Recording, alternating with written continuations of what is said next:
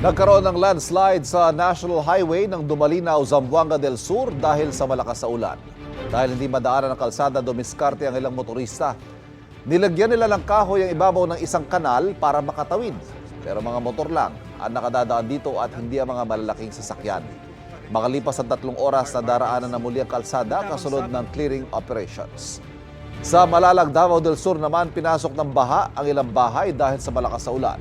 Ayon sa kumuha ng video, abot tuhod ng tubig sa labas ng kanilang bahay, habang hanggang bewang naman sa iba pang lugar sa bayan. Ayon sa Pag-asa, localized thunderstorms ang nagpaulan sa parehong lugar.